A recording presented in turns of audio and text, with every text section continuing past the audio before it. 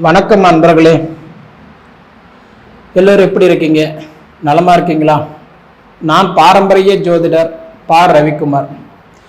இப்போ நாம் பார்க்கக்கூடிய தலைப்பு பார்த்தீங்கன்னா சுக்கிரன் பெயர்ச்சி பலன்களை பற்றி தான் இந்த காணொலியில் பார்த்துட்டு இருக்கிறோம். இந்த 2024 நடக்கக்கூடிய இந்த சுக்கிர பெயர்ச்சி பார்த்தீங்க அப்படின்னா, அதாவது தனுசு ராசியில் பிறந்தவங்களுக்கு சாதகமாக இருக்குமா அல்லது பாதகமாக இருக்குமா? பொதுவாக தனுசு ராசியில பிறந்தவங்களுக்கு இந்த சுக்கிர பெயர்ச்சி ஆகக்கூடிய ஒரு தருணம் பார்த்தீங்க அப்படின்னா, தமிழுக்கு பார்த்தீங்கன்னா ஆவணி மாதம் 9ஆம் தேதி ஞாயிற்றுக்கிழமை ஆரம்பிச்சு புரட்டாசி மாதம் 3ஆம் தேதி வியாழக்கிழமை வரைக்கும் பார்த்தீங்க அப்படின்னா கிட்டத்தட்ட 26 நாளைக்கு இந்த சுக்கிரன் கன்னி ராசியில் நீச்சம் அடைஞ்சு உட்கார்றாரு. ஆங்கிலத்துக்கு பார்த்தீங்கன்னா ஆகஸ்ட் மாதம் 25ஆம் தேதி முதல் செப்டம்பர் மாதம் 19ஆம் தேதி வரைக்கும். அப்போ கிட்டத்தட்ட இந்த 26 நாளைக்கு சாதகமாக இருக்குமா இல்லை பாதகமாக இருக்குமா? பொதுவாக தனுசு ராசியில் பிறந்தவங்க எப்படி இருப்பாங்க அப்படின்னு பார்த்தீங்கன்னா, பொதுவாக தனுசு ராசிக்கு வரக்கூடிய நட்சத்திரங்கள் முதல்ல என்னென்னன்றதை முதல்ல பார்த்துருவோம்.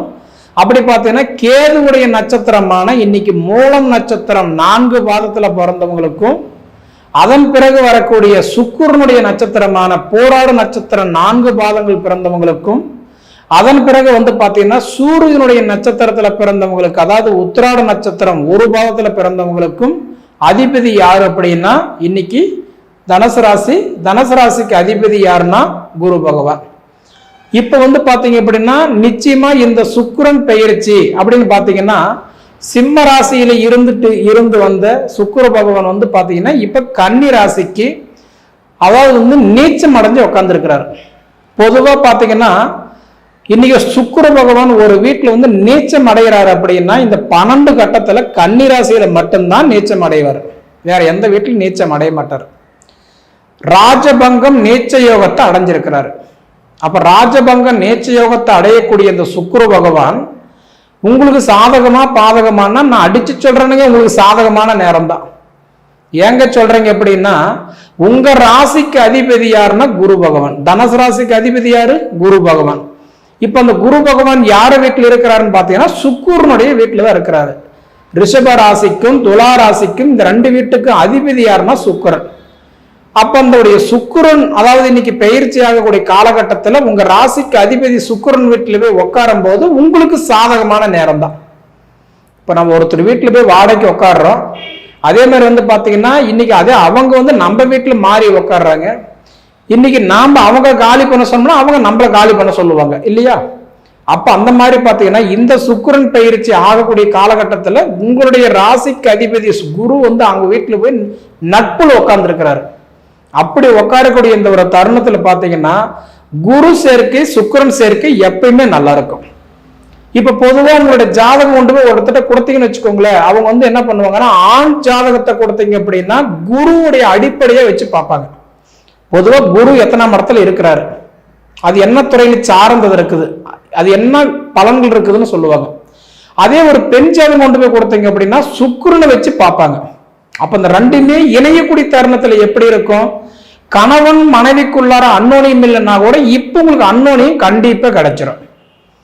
கருத்து வேறுபாடுங்க, எங்களுக்குள்ளார போராட்டங்க, நாங்க 2 பேரும் பாத்தீங்கன்னா எப்ப பார்த்தாலும் கீரிஞ்சண்டையா தான் இருப்போம் அப்படின்னு சொல்ற கணவன் மனைவிகளுக்கெல்லாம் பாத்தீங்கன்னா இப்ப ஒரு அருமையான ஒரு தருணம். சுக்கிரனுடைய வீட்டுல குரு போய் சேரும் போது மனைவி பேச்சு கண்டிப்பா கணவன் கேட்கும் போது அந்த குடும்பத்துல நிச்சயமா ஒரு சில மாற்றங்கள் கண்டிப்பா நடக்கும். எனக்கு தெரியும் வேலை பாருன்னு சொல்லிட்டு நம்ம, அதாவது ஆண் ஆதிக்கத்துல நம்ம சேரும் போது என்ன ஆகுது அப்படின்னா கண்டிப்பா அந்த வீட்டுல இந்த டைம்ல கொஞ்சம் குழப்பங்கள் இருக்கதான் செய்யும். ஏன்னா இன்னைக்கு உங்க ராசிக்கு அதிபதி குரு பகவான் சுக்கிரன் வீட்டுல இணையும் போது அப்போ ஒவ்வொரு வீட்டுக்கும் பாத்தீங்க அப்படின்னா மொத்தத்துல ஒரு ராசிக்கு 5, அதாவதுன்றது பாத்தீங்கன்னா 3 இடங்கள் பார்வையா இருக்கும். அந்த 3 இடம் ஒருத்தருக்கு சாதகமா இருந்துச்சு அப்படின்னா ஆண்டி கூட அரசன் ஆயிடுவான். அதே அந்த 3 வீட்டுக்கு பாத்தீங்கன்னா இன்னைக்கு பாதகமா இருந்துட்டாருன்னா அரசன் கூட ஆண்டி ஆயிடுவான். சரிங்களா? அப்ப இந்த தனுசு ராசியில பிறந்தவங்களுக்கு பாத்தீங்கன்னா 5ஆம் இடம், 7ஆம் இடம், 9ஆம் இடம், பொதுவாக இந்த 3 வீடு நம்ம சொல்லுவோம். அப்ப அந்த 5ஆம் வீட்டுக்கு அதிபதி யாருன்னா கட்டன்றது மேசராசி. மேசராசிக்கு அதிபதி செவ்வாய். இப்ப 7ஆம் இடத்துல போய் உட்காரும் போது யார் வீட்டுல? புதன் வீட்டுல போய் உட்காரும் போது நிச்சயமா என்ன பண்ணுவான், அதாவது வந்து புதன் வந்து யாருன்னா அறிவுக்காரகன், மூலக்காரகன், ஞானக்காரகன். நமக்கு வந்து நிறைய வேலை, நமக்கு ப்ரெஷர், நம்ம வளர்ச்சி கொடுக்கறது இது எல்லாம் யாருன்னா புதன் தான். அப்ப வந்து பாத்தீங்கன்னா இன்னைக்கு உங்க 5ஆம் பாவகத்துக்கு அதிபதி 7ஆம் பாவகத்துல புதன் வீட்டுல சேர்க்க சேரும் போது நிச்சயமா 7ஆம் இடம்ன்றது திருமண ஸ்தானம். அப்ப வந்து உங்களுக்கு திருமண வாய்ப்பு கண்டிப்பா நல்லா இருக்கும். இந்த சுக்கிரன் பயிற்சி கண்டிப்பா தனுசு ராசியில பிறந்தவங்களுக்கு உங்க சொந்த ஜாதகத்துல, சுய ஜாதகத்துல தோஷம் இல்லாம கண்டிப்பா நல்லபடியா இருந்துச்சு அப்படின்னா, ஏன்னா நிறைய பேருக்கு திருமணம் தடையாகிறதுக்கு காரணமே தோஷம் தான். செவ்வாய் தோஷம், நாகதோஷம், தாரதோஷம் சொல்லுவாங்க. அப்போ வந்து பார்த்தீங்கன்னா தோஷம் இல்லாத நல்லபடியா இருந்துட்டாருன்னா, நான் சொன்ன மாதிரி இந்த ஆகஸ்ட் 25 இருந்து செப்டம்பர் மாசம் 19 தேதிக்குள்ளார கண்டிப்பா உங்களுக்கு திருமணம் வாய்ப்பு பிரகாசமா இருக்குதுங்க. அடுத்தது வந்து பார்த்துட்டீங்கன்னா 7ஆம் பாவகம். 7ஆம் பாவகத்துக்கு அதிபதி யாருன்னா கரெக்டா புதன் பகவான். மிதுன ராசிக்கு அதிபதி புதன் பகவான். அப்படி பார்த்தீங்கன்னா இன்னைக்கு உங்க ராசிக்கு அவர் 8ல பார்க்கும்போது அவர் நட்புல இருக்கிறாரு. பொதுவா புதன் வந்து நம்ம என்ன சொல்லுவோம், எல்லாத்துக்குமே நட்பா இருக்கிறவர் தான் புதன். அப்படி பார்த்தீங்கன்னா பொதுவா எல்லாருக்கும் காமனா இருக்க வேண்டிய ஒரு விஷயம் என்னன்னா அறிவு. அதனால பார்த்தீங்கன்னா புதன் பொறுத்த வரைக்கும் எல்லாருக்கூடையுமே நட்பா இருப்பாரு, அன்பா இருப்பாரு, நட்பா இருப்பாரு, உறவா இருப்பாரு. அதனால பாத்தீங்கன்னா புதன் வீட்டுல போய் கட்டன்றது வந்து இன்னைக்கு வந்து உங்களுடைய புதன் வந்து உங்கள் ராசிக்கு 8ஆம் இடத்துல நட்புல இருக்கும்போது ஒவ்வொரு மனிதனுக்குமே 8ஆம் இடம்ன்றது ஆயுள் ஸ்தானம். இப்ப நமக்கு ஹெல்த் நல்லா இருக்கணும், ஆயுள் நல்லா இருக்கணும், உடல் உபாதி இல்லாம நம்மளோட உடம்பு நல்லா இருக்கணும் அப்படின்னா நமக்கு 8ஆம் இடம் நல்லா இருக்கணும். அப்ப அந்த 8ஆம் வீட்டுல போய் புதன் உட்கார்ந்து இருக்கிறதுனால நிச்சயமா உங்களுக்கு வந்து ஆயுள் நல்லா இருக்கும். சரிங்களா? அது புதன் வந்து பாத்தீங்கன்னா இப்ப 8ஆம் இடத்துல இப்ப வந்து புதன் வந்து வக்கரம் அடைஞ்சு உட்கார்ந்து இருக்கிறாரு. அப்படி உட்காரக்கூடிய தருணத்துல வந்து கண்டிப்பா நமக்கு உடல் உபாதைகள் ஹெல்த் கண்டிப்பா நல்லா இருக்கும். அதே மாதிரி பாத்தீங்கன்னா 9ஆம் பாவகத்துக்கு அதிபதி யாருன்னா சிம்மராசிக்கு அதிபதி சூரிய பகவான். அப்படி பாத்தீங்கன்னா அவர் வந்து பாத்தீங்கன்னா 9ஆம் இடத்துல இப்ப ஒரு ஆட்சியா இருக்கிறாரு. இந்த மாசத்துல வந்து பாத்தீங்கன்னா சூரியன் வந்து ஆட்சியா இருக்கிறாரு. இந்த ஆவணி மாதம் 30மே கிட்டத்தட்ட 31மே சூரியன் வந்து ஆட்சியா இருப்பாரு. வருஷத்துல வந்து பாத்தீங்கன்னா ஒரு மாசம் மட்டும்தான் சூரியன் அந்த ஆவணி மாசம் 1ஆம் தேதியிலிருந்து 31ஆம் தேதி வரைக்கும் அவர் தன் சொந்த வீட்டுல ஒரு ஆட்சியை உட்காருவார். அப்படி உட்காரக்கூடிய நேரத்துல அந்த சூரியனுடைய வீட்டுக்கு சுக்கிர பகவான் பகை கிரகம்.